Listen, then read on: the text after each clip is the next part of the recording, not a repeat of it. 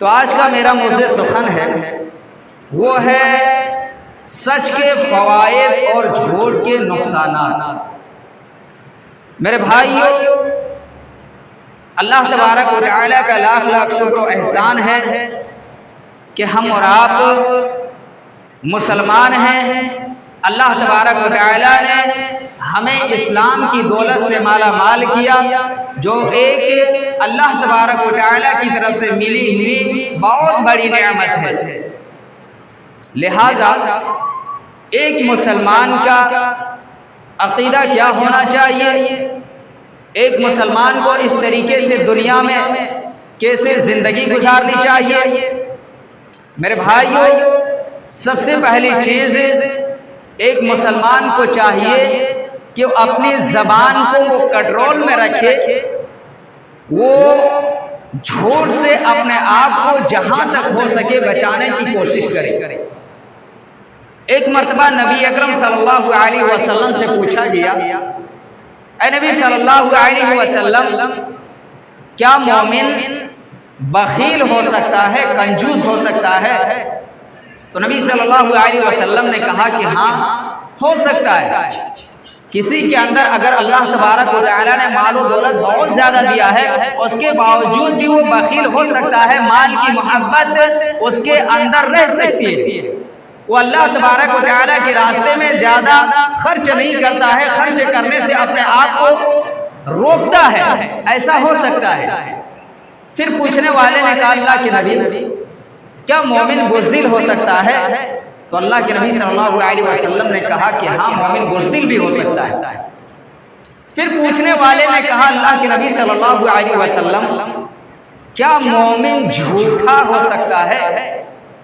ایک مومن جو ہوتے ہیں، کیا وہ مومن جھوٹ بول سکتا ہے؟ تو اللہ کے نبی صلی اللہ علیہ وسلم نے فرمایا کہ نہیں، جو ایک پکے سچے مومن ہوگا وہ انسان جھوٹ نہیں بولے گا۔ اس حدیث سے کیا پتہ چلتا ہے؟ جو مومن ہوتے ہیں، جو پکے سچے مومن ہوتے ہیں، اللہ تبارک و تعالیٰ سے ڈرنے والے ہوتے ہیں، ان کا طریقہ یہ ہونا چاہیے کہ جھوٹ بولنے سے اپنے آپ کو بچائے، اپنے آپ کو روکے۔ جھوٹ بولنا یہ بہت ہی بڑا گناہ ہے۔ جھوٹ بولنا یہ کبیرہ گناہوں میں سے ہے۔ جب ایک انسان جھوٹ بولتا ہے، جب کوئی چھوٹا گناہ کرتا ہے، تو اس کے دل میں سیاہ نقطہ، ایک سیاہ دھبا پڑ جاتا ہے۔ اگر انسان اپنے گناہوں کی معافی و تلافی اللہ تبارک و تعالیٰ سے کر لیتا ہے، تو اس کا جو دھبا جو رہتا ہے، جو کالا قسم کا جو داغ ان کے دل میں جو ہوا تھا، وہ دھبا، وہ اثر ختم ہو جاتا ہے۔ لیکن وہیں اگر ایک انسان، ایک مومن گناہ کرتا ہے، جھوٹ بولتا ہے اور توبہ کی توفیق نہیں ہوتی، تو اس کا وہ جو تھوڑا سا جو دھبا جو تھا، تل قسم کا، تل ایک دم چھوٹا رہتا ہے نا، رائی جو ایک دم چھوٹا سا جو رہتا ہے، اس کا وہ دھبا بڑھتا جاتا ہے، یہاں تک کہ اس کا پورا دل کالا ہو جاتا ہے، اس کا پورا دل سیاہ ہو جاتا ہے، کالا ہو جاتا ہے۔ اب ایک انسان صحیح اور غلط چیزوں کے درمیان فرق نہیں کر پانے لگتا ہے، یا جھوٹ بولنے میں انہیں ذرا سا بھی ہچکچاہٹ نہیں ہوتی ہے، ان کو ذرہ برابر بھی اللہ تبارک و تعالیٰ سے خوف نہیں ہوتا کہ ہم جھوٹ بول رہے ہیں، اس کی وجہ سے کہیں اللہ تبارک و تعالیٰ ہمیں عذاب میں نہ داخل فرما دے، کہیں اللہ تبارک و تعالیٰ ہمیں اپنی گرفت میں نہ لے۔ لہذا ایک مومن کا شیوہ یہ ہونا چاہیے، ایک مومن کا طریقہ یہ ہونا چاہیے کہ جب بھی ان سے گناہ ہو جائے، چاہے چھوٹی گناہ ہو، بڑی گناہ ہو، کوئی بھی گناہ ہو، اگر ان سے سرزد ہو جائے، فوراً اللہ تبارک و تعالیٰ کی بارگاہ میں توبہ و استغفار کرنا چاہیے۔ اور ایک مومن کا طریقہ بھی یہی ہوتا ہے کہ جب ان سے کوئی گناہ سرزد ہو جاتی ہے، وہ ایسا سمجھتا ہے کہ ہم کسی پہاڑ کے نیچے کھڑے ہیں، بیٹھے ہیں، کہیں ایسا نہ ہو کہ یہ پہاڑ ہمارے اوپر کب آ کر کے گر جائے گا، اس کی چپیٹ میں ہم آ جائیں گے اور ہماری جان ہی چلے جائے، ہم انتقال ہو جائے۔ لیکن وہی جو منافق ہوتے ہیں، جو گنہگار ہوتے ہیں، جس کے سینے میں اللہ کا خوف نہیں ہوتا ہے، ان سے چاہے کتنا بھی بڑا گناہ کیوں نہ ہو جائے، وہ یہ سمجھتے ہیں کہ ناک پر مکھی بیٹھی ہوئی ہے اور اس کو ہلکے سے اشارہ دے دیا جائے اور وہ بھاگ جائے۔ اگر ناک پر مکھی بیٹھی ہوئی رہتی ہے، اس کے لیے انسان بندوق تو نہیں نکالے گا، ریوالور تو نہیں نکالے گا، تھوڑا سا اشارہ کرتے ہیں مکھی بھاگ جاتا ہے۔ اسی طریقے سے جو گناہگار لوگ ہوتے ہیں، جس کا دل سیاہ ہو جاتا ہے، کالا ہو جاتا ہے، چاہے کتنے بھی بڑے گناہ کیوں نہ ہو جائے، وہ ایسا سمجھتے ہیں کہ ناک پر مکھی بیٹھی ہوئی ہے، ہلکے سے اسے اڑا دیا جائے۔ ایک مومن کا طریقہ کیا ہے؟ گناہ ہو جانا کوئی بڑی بات نہیں، لیکن اپنے گناہوں پر ڈٹے رہنا یہ بہت بڑی بات ہے۔ لہذا ایک مومن کو چاہیے جھوٹ نہ بولے۔ اگر کبھی کبھار انجانے میں اگر جھوٹ بول دیا یا پھر کوئی ایسا معاملات پیش آ جائے، جھوٹ بولنا پڑ جائے، ایسے وقت میں فوراً اللہ تبارک و تعالیٰ کی بارگاہ میں توبہ و استغفار کرنی چاہیے، اور ایک انسان کو جہاں تک ہو سکے ان کو سچ بولنا چاہیے۔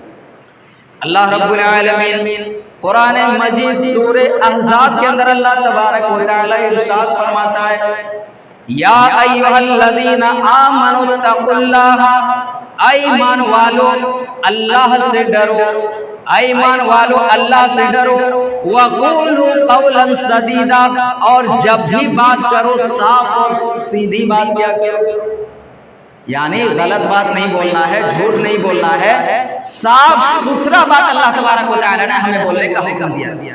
یا ایھا الذین آمنوا اتقوا اللہ وقولوا قولا سدیدا، اے ایمان والو اللہ رب العالمین سے ڈرو اور صاف ستھری بات کہا کرو۔ کیا فائدہ ہوگا اگر ہم سچ بولتے ہیں، اگر ہم صاف بات بولتے ہیں، پھر ہمیں اس کا فائدہ کیا ہوگا؟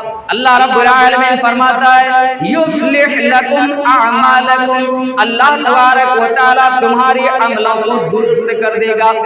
یعنی اگر ہمارے اعمال میں، اگر ہمارے عملوں میں کوئی کمیاں ہیں، کچھ خرابیاں ہیں، تو اللہ رب العالمین ہمارے عملوں کو درست کر دے گا۔ یصلح لکم اعمالکم ویغفر لکم ذنوبکم، اور اللہ تبارک و تعالیٰ تمہارے گناہوں کو بھی بخش دے گا۔ سچ بولنے کا فائدہ دیکھ رہے ہیں؟ اگر جھوٹ بول کر کے ہمیں کچھ ظاہری طور پر فائدہ ہو رہا ہے، لیکن اس پر ہمیں بہت بڑا نقصان اٹھانا ہوگا۔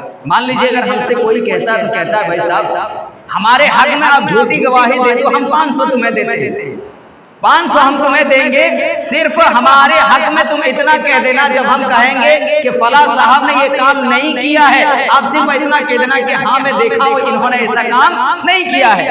آپ صرف جھوٹی گواہی دے دینا، آپ کو اتنا فائدہ ہوگا کہ ہم آپ کو 500 دے دیں گے، 1000 دے دیں گے۔ ظاہری طور پر تھوڑی دیر کے لیے فائدہ ہو جاتا ہے، لیکن اللہ تبارک و تعالیٰ اس کی وجہ سے اللہ رب العالمین ہمیں جہنم میں داخل کر سکتا ہے۔ اسی لیے اللہ تبارک و تعالیٰ فرماتا ہے، وَيَغْفِرْ لَكُمْ ذُنُوبَكُمْ، اللہ رب العالمین تمہارے گناہوں کو بخش دے گا۔ سچ بولنے کا کتنا فائدہ ہے، صاف بولنے کا کتنا فائدہ ہے کہ اللہ تبارک و تعالیٰ ہمارے گناہوں کو بخش دے گا۔ وَمَن يُطِعِ اللَّهَ وَرَسُولَهُ فَقَدْ فَازَ فَوْزًا عَظِيمًا، جس نے اللہ اور اس کے رسول کے اطاعت کی، اس نے بہت بڑی کامیابی حاصل کر لی۔ میرے بھائیو، اس آیت کریمہ سے پتہ چلتا ہے کہ اگر ہم اور آپ سچ بولیں گے، فائدہ کیا ہوگا؟ اللہ تبارک و تعالیٰ ہمارے اعمال کو درست کر دے گا، ٹھیک کر دے گا، اور ہمارے گناہوں کو بھی بخش دے گا۔ اس آیت کریمہ کے اندر اللہ تبارک و تعالیٰ نے سچ بولنے والوں کو، صاف بولنے والوں کو 2 فائدے بتلائے ہیں۔ اگر ہم اور آپ سچ بولیں گے، ہمیشہ سچ کے راستے پر چلیں گے، انشاءاللہ تعالیٰ یہ دونوں فائدے ہمیں حاصل ہو سکتے ہیں، ہمیں مل سکتا ہے۔ اگر ہم اور آپ جھوٹ بولتے ہیں تو جھوٹ بولنے والوں کی سزا کیا ہے؟ قرآن و حدیث کے اندر جھوٹ بولنے والوں کا سزا اللہ رب العالمین نے، یعنی اللہ کے نبی صلی اللہ علیہ وسلم نے کیا بتلایا ہے؟ بخاری شریف کی روایت ہے، اللہ کے نبی صلی اللہ علیہ وسلم فرماتے ہیں، آیت المنافق ثلاث، اللہ کے نبی نے منافق کی 3 نشانیاں بتلائی ہیں۔ اذا حدث کذبا، جب بات کرے تو جھوٹ بولے، جب بھی وہ دن کے اندر بات چیت کرتا ہے، اگر دن میں 100 بات بولتے ہیں تو ان میں سے 50 جھوٹا رہتا ہے۔ ایک منافق کی علامت، جب بات کرے تو جھوٹ بولے، وَإِذَا وَعَدَ أَخْلَفَ، اور جب کوئی وعدہ کرے تو وعدہ خلافی کرے۔ تیسرا اللہ کے نبی صلی اللہ علیہ وسلم نے بتایا وَإِذِ اؤْتُمِنَ خَانَ، جب اس کے پاس امانت رکھوائی جائے تو وہ خیانت کرتا ہے۔ اس حدیث کے اندر اللہ کے نبی صلی اللہ علیہ وسلم نے منافق کی 3 نشانیاں بتلائی۔ منافق کی 3 نشانیاں اللہ کے نبی نے اس حدیث کے اندر بتلائے ہیں، بخاری شریف کی روایت ہے۔ ان میں سے پہلی چیز کیا بتلایا؟ اذا حدث کذبا، جب بات کرے تو انسان جھوٹ بولے۔ یہ جھوٹ بولنا منافق کی علامت ہے، اور منافقوں کے بارے میں اللہ رب العالمین فرماتا ہے ان المنافقین فی الدرک الاسفل من النار۔ اللہ تبارک و تعالی جھوٹ بولنے والوں کو جہنم کے سب سے نچلے طبقے میں رکھے گا۔ یہ جھوٹ بولنا کس کی علامت ہے؟ منافقین کی علامت ہے، اور منافقوں کو اللہ تبارک و تعالی جہنم کے سب سے نچلے حصے میں رکھے گا۔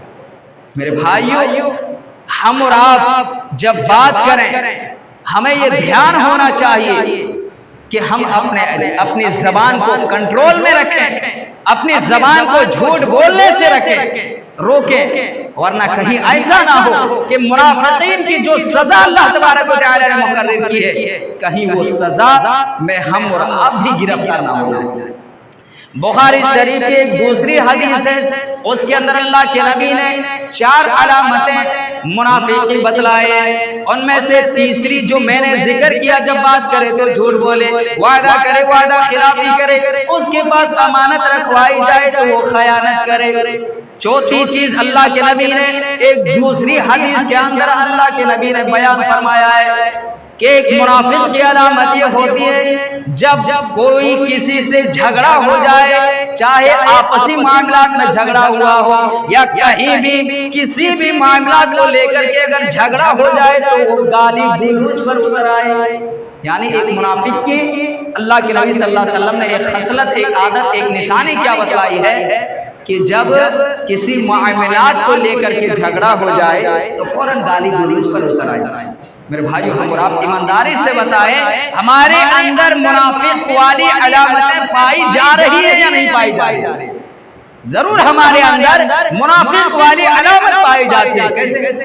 اگر ہمیں کسی سے بھی جھگڑا ہو جائے گا، دوست سے بھی جھگڑا ہو گیا، فوراً اس کی ایک دم گالی گلوچ کر کے ایک دم اس کو ستیہ ناش کر دیتے ہیں۔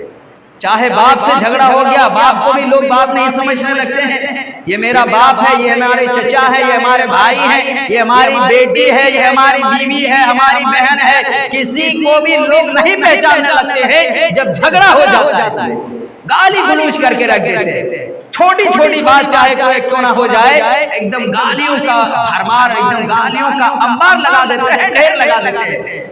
میرے بھائیو، گالی دینا، لڑائی کے موقع پر گالی گلوچ کرنا، یہ ایک مومن کا شیوا نہیں، یہ ایک مومن کا پہچان نہیں، یہ ایک مومن کا طریقہ نہیں، بلکہ یہ منافق کی علامت ہے۔ لہذا اگر ہمارے اندر اگر یہ چیزیں پائی جا رہی ہیں، اگر ہم لڑائی کے وقت فوراً گالی گلوچ پر اتر آتے ہیں، تو ہمیں چاہیے کہ ہم توبہ و استغفار کریں اور گالی اور لڑائی جھگڑے کے وقت اپنی زبان کو کنٹرول میں رکھیں، ورنہ منافق کی جو سزا اللہ کے نبی نے بتایا ہے، اللہ تبارک و تعالی جو سزا منافقین کے لیے مقرر کیا ہے، کہیں اس سزا میں ہم اور آپ بھی گرفتار نہ ہو جائیں۔ تو لڑائی کے وقت اپنی زبان کو کنٹرول میں رکھیں۔ اس حدیث کے اندر اللہ کے نبی صلی اللہ علیہ وسلم نے 4 چیزوں کا ذکر فرمایا۔ آئیے ایک دوسری حدیث دیکھتے ہیں مسلم شریف کی۔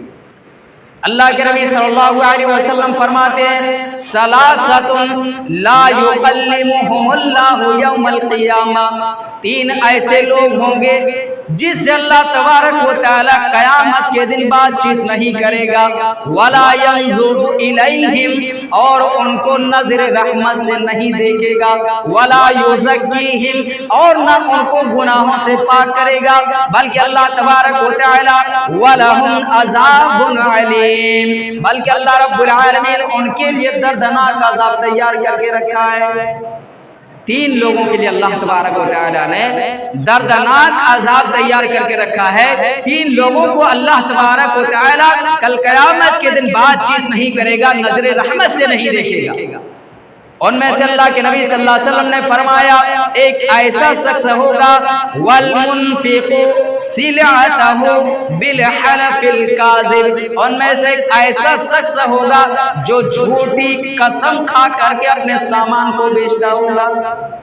یعنی ایک انسان ہوتا ہے کسی بھی معاملات میں اگر خرید و فروخت کرتا ہے، اگر اپنے سامان کو جھوٹی قسم کھا کر کے اگر بیچتا ہے تو اللہ تبارک و تعالی کل قیامت کے دن ان کی طرف نظر رحمت سے نہیں دیکھے گا، نہ ان کو گناہوں سے پاک کرے گا، بلکہ ان کے لیے اللہ رب العالمین نے دردناک عذاب تیار کر کے رکھا ہے۔ کون؟ جھوٹی قسم کھا کر کے اپنے سامان کو بیچنے والا۔ جب ہم اور آپ سامان بیچ رہے ہوتے ہیں اس بات کا دھیان رکھیں کہ جھوٹی قسم نہ کھائیں، جھوٹی قسم نہ کھائیں۔ اور آج کل لوگ بہت سارے قسمیں کھاتے ہیں، کبھی کبھار ادھر کے الحمدللہ تھوڑا کم ہے، لیکن جہاں جاہلیت زیادہ ہوتی ہے وہاں لوگ کبھی ماں قسم، باپ قسم، مٹی قسم، سورج قسم، چاند قسم، گنگا قسم، بہرحال بہت طرح کی قسم کھاتے ہیں۔ اللہ کے نبی صلی اللہ علیہ وسلم فرماتے ہیں، ابو داؤد کی روایت ہے، لا تحلفوا بآبائکم، تم اپنے باپ کی قسم مت کھاؤ، ولا بأمہاتکم، اور اپنی ماؤں کی بھی قسم نہ کھاؤ، ولا بالانداد، اور اپنے شریکوں کی بھی قسم مت کھاؤ، ولا تحلفوا باللہ، اور تم قسم نہ کھاؤ الا باللہ، سوائے اللہ کی، تم صرف اللہ کی قسم کھاؤ، اور یہ بھی ہر وقت قسم نہیں کھانی ہے، وَلَا تَحْلِفُوا بِاللَّهِ عَزَّ وَجَلَّ إِلَّا وَأَنْتُمْ صَادِقُونَ، تم ہمیشہ اللہ کی قسم مت کھاؤ إِلَّا وَأَنْتُمْ صَادِقُونَ، مگر یہ کہ تم سچے ہو۔ یعنی ہم اور آپ سچ میں رہتے ہیں لیکن لوگ ہماری بات کا یقین نہیں کرتے ہیں، لوگ ہماری بات کو نہیں مانتے ہیں، ایسے موقع پر ہم اور آپ اللہ کی قسم کھا سکتے ہیں کہ اللہ کی قسم ہم یہ کام نہیں کیے ہیں، اللہ کی قسم ہم یہ کام نہیں کیے ہیں۔ اگر لوگ آپ پر زور دے رہے ہیں، آپ حقیقت میں اگر وہ کام نہیں کیے ہیں، آپ ایسے وقت پر اللہ کی قسم کھا سکتے ہیں۔ اللہ کے علاوہ کسی کا بھی قسم کھانا جائز نہیں، اللہ کے علاوہ کسی کا قسم کھانا جائز نہیں، اور ہم سچ پر بھی رہتے ہوئے بار بار قسم نہیں کھا سکتے۔ جہاں ضرورت پڑے وہیں قسم کھانی چاہیے، بار بار ہمیں قسم کھانے کی ضرورت بھی نہیں ہے۔ اگر ضرورت پڑ جائے تو اللہ کی قسم کھانی ہے، جھوٹی قسم کھانے والوں کو اللہ رب العالمین جہنم میں داخل فرمائے۔ یہ تمام احادیث اور تمام آیات سے پتہ یہ چلتا ہے کہ انسان کو جھوٹ نہیں بولنی ہے، جھوٹ بولنا منافق کی علامت ہے، اور جھوٹی قسم نہیں کھانی ہے، اور اللہ کے علاوہ کسی اوروں کی بھی قسم کھانی جائز نہیں ہے۔ آئیے دیکھتے ہیں ایک دوسری حدیث دیکھتے ہیں، یہ ترمذی کی روایت ہے۔ جھوٹ کہاں بول سکتے ہیں؟ جھوٹ کس جگہ پر بولنا اللہ کے نبی صلی اللہ علیہ وسلم نے جائز قرار دیا ہے؟ لا يحل الكذب الا في ثلاث، لا يحل الكذب الا في ثلاث، انسان کے لیے جھوٹ بولنا جائز نہیں ہے، لا يحل حلال نہیں ہے، الا في ثلاث، سوائے تین جگہوں میں۔ تین جگہوں میں ہم اور آپ جھوٹ بول سکتے ہیں، وہ بھی تھوڑا بہت گنجائش ہے۔ کہاں؟ اللہ کے نبی صلی اللہ علیہ وسلم فرماتے ہیں، یحدث رجل امرأته، آدمی کا جھوٹ بولنا اپنی بیوی کے سامنے، یحدث رجل امرأتہ، آدمی کا جھوٹ بولنا اپنے بیوی کے سامنے، لیرضیہا، تاکہ وہ اس سے راضی ہو جائے۔ یعنی یہ بھی اپنی بیوی کو سامنے جھوٹ نہیں بول سکتے ہیں۔ اگر آپ ادھر ادھر غلط کام کر رہے ہیں، آپ اپنی بیوی کے سامنے جھوٹ بولتے ہیں کہ نہیں میں نے ایسا کام نہیں کیا ہے، یہ آپ جھوٹ نہیں بول سکتے ہیں، بلکہ جائز جھوٹ اپنی بیوی کو خوش کرنے کے لیے جھوٹ بول سکتے ہیں۔ آپ اپنی بیوی کے سامنے خوب لمبا لمبا پھینکیں، کوئی حرج نہیں ہے۔ آپ اپنی بیوی کو خوش کرنے کے لیے تھوڑا بہت جھوٹ بول سکتے ہیں، اس پر کوئی حرج نہیں ہے۔ تو آدمی کا جھوٹ بولنا تاکہ اس کی بیوی راضی ہو جائے۔ اور پھر اللہ کے نبی صلی اللہ علیہ وسلم نے دوسری جگہ جو بتائے ہیں، وَالْكَذِبُ الْحَرَبِ وَالْكَذِبُ فِي الْحَرَبِ، جنگ کے اندر جھوٹ بولنا۔ جنگ میں آپ جھوٹ بول سکتے ہیں، اگر وہ بھی اگر آپسی معاملات ہو جائے، آپسی لڑائی جھگڑا ہو جائے، وہاں نہیں، بلکہ وہ جنگ اللہ اس کے رسول صلی اللہ علیہ وسلم کے لیے لڑی جا رہی ہو، اور اپنے اگر جیت کے لیے کچھ تدبیریں اختیار کرنی پڑے، یا تھوڑا بہت اگر جھوٹ بولتے ہیں تو آپ کی جیت ہو سکتی ہے، مسلمانوں کی جیت ہو سکتی ہے، تو ایسے موقع پر نبی صلی اللہ علیہ وسلم نے فرمایا ہے کہ آپ تھوڑا بہت جھوٹ بول سکتے ہیں۔ اور پھر تیسری جگہ اللہ کے نبی صلی اللہ علیہ وسلم نے فرمایا، وَالْكَذِبُ لِيُصْلِحَ بَيْنَ النَّاسِ وَالْكَذِبُ لِيُصْلِحَ بَيْنَ النَّاسِ، لوگوں کے درمیان صلح کرانے کے لیے آپ جھوٹ بول سکتے ہیں۔ اگر لوگوں کے درمیان کوئی اختلافات ہو جائے، لڑائی جھگڑا ہو جائے، جس کی وجہ سے ایک خاندان دوسرے خاندان سے بات چیت کرنا بند کر دیے ہیں، یا ہمیشہ ایک دوسرے کے بارے میں برا سوچتے ہیں، ایسے موقع پر تیسرا انسان اگر جھوٹ بول کر کے اگر ان دونوں خاندانوں کو، ان دونوں بھائیوں کو اگر ملانا چاہے، تو اللہ کے نبی نے اجازت دیا ہے کہ آپ دونوں رشتہ داروں کے درمیان، دو خاندانوں کے درمیان آپ تھوڑا بہت جھوٹ بول کر کے دونوں کو ملا سکتے ہیں۔ کیسے؟ اگر ایک خاندان دوسروں خاندان کے بارے میں لعن طعن کر رہا ہے، برا بھلا کہہ رہا ہے، تیسرا آدمی بیچ میں جائے، بھائی صاحب آپ اپنے بھائی کے بارے میں الٹا سیدھا کیوں سوچتے ہیں، آپ اپنے رشتہ دار کے بارے میں الٹا سیدھا کیوں سوچتے ہیں، جبکہ وہ آپ کے بارے میں تو بہت اچھی اچھی باتیں کرتے ہیں، آپ کی بہت تعریف کرتے ہیں، اور پھر جب دوسرے کے سامنے جائیں پھر اس کے سامنے بھی آپ یہی کہیں کہ فلاں والے آپ کے بارے میں اچھا اچھا بولتے ہیں، آپ ان کے بارے میں الٹا سیدھا کیوں کہتے ہو؟ تو تیسرا آدمی اگر تھوڑا بہت جھوٹ بول کر کے ملانا چاہے تو ان دونوں کو ملا سکتے ہو، اس میں کوئی حرج نہیں ہے۔ اور یہ حضرت ابراہیم علیہ السلام نے بھی لوگوں کو سمجھانے کے لیے تھوڑا جھوٹ بولا ہے، جس طریقے سے ابراہیم علیہ السلام جب دعوت و تبلیغ کا کام کر رہے تھے، وقت ہو چکا ہے، سرسر مختصر میں تھوڑا دیکھ لیجئے، ابراہیم علیہ السلام کو جب دعوت و تبلیغ کا کام کر رہے ہیں، لوگ آپ کی بات نہیں مان رہے ہیں، ابراہیم علیہ السلام نے کہا کہ میں تم لوگوں کو ایک دن بتا دوں گا۔ ابراہیم علیہ السلام سے کہا، جب میلے کا دن آ گیا تھا، عید کا دن، کہا ابراہیم تم ہمارے ساتھ عیدگاہ میں نہیں چلو گے، کہا میں بیمار ہوں۔ حالانکہ ابراہیم علیہ السلام بیمار نہیں تھے، لیکن لوگوں کو سمجھانے کے لیے تھوڑا وہ جھوٹ بولا، میں بیمار ہوں۔ جب لوگ چلے گئے، ابراہیم علیہ السلام اپنے بت خانے میں، ابراہیم علیہ السلام بت خانے میں پہنچتے ہیں، بتوں کو توڑ پھوڑ کر کے رکھ دیے، ان میں سے بڑا بت جو تھا اس کے گردن پر کلہاڑی کو لٹکا دیا۔ جب لوگ آئے سوچا کہ جا کر کے اپنے معبودوں کی بھی عبادت کر لیں، دیکھا تو سارے ایک دم یہاں کریا کرم کر کے رکھ دیا، توڑ پھوڑ کر کے رکھ دیا ہے۔ کہا کس نے ایسا کیا ہے؟ کسی نے کہا کہ ابراہیم علیہ السلام نے ایسا کہا۔ جب ابراہیم علیہ السلام سے پوچھا گیا ابراہیم کیا تو نے ایسا کیا ہے، تو اس وقت ابراہیم علیہ السلام نے کہا کہ نہیں بھائی میں تو ایسا نہیں کیا ہوں، بل فاعلہ کبیرہم، بلکہ اس کے بڑے نے ایسا کیا ہے۔ ان قالوا ینطقون، اگر یہ بولتے ہیں تو اسے پوچھ سکتے ہیں۔ تو لوگوں کو سمجھانے کے لیے کچھ جگہیں بتائی ہیں، نبی صلی اللہ علیہ وسلم نے اجازت دیا ہے، اس پر آپ جھوٹ بول سکتے ہیں۔ اس کے علاوہ کسی بھی معاملات میں ایک مومن کا طریقہ یہ نہیں ہونا چاہیے کہ وہ جھوٹ بولے اور جھوٹ بول کر کے لوگوں کو گمراہ کریں۔ جھوٹ بولنے والوں کی سزا جہنم کے سب سے نچلے حصے میں اللہ تبارک و تعالی رکھا ہے۔ اور اللہ کے نبی صلی اللہ علیہ وسلم نے یہ بھی بیان فرمایا ہے کہ جب انسان جھوٹ بولتا ہے نا تو فرشتے اس سے 1 میل دور بھاگ جاتے ہیں۔ اس سے انسان کو چاہیے کہ اپنی زبان کو کنٹرول میں رکھے اور جہاں تک ہو سکے جھوٹ بولنے سے اپنے آپ کو بچائے۔ آخر میں اللہ تبارک و تعالی سے دعا ہے کہ ہم تمام مسلمانوں کو جھوٹ بولنے سے بچائے اور سچ بولنے کی توفیق عطا فرمائے۔ ہم تمام مسلمانوں کو 5 وقتہ پکے سچ نماز کا پابند بنائے۔ اس دنیا میں جو مسلمان پریشان حال ہیں ان کی پریشانی کو دور عطا فرمائے، جو بیمار ہیں انہیں شفاء کامل عاجل عطا فرما، جو قرض دار ہیں ان کی قرض کی ادائیگی عطا فرما، اور جو مسلمان ایمان کی حالت میں ہو آمین آمین علیہ السلام۔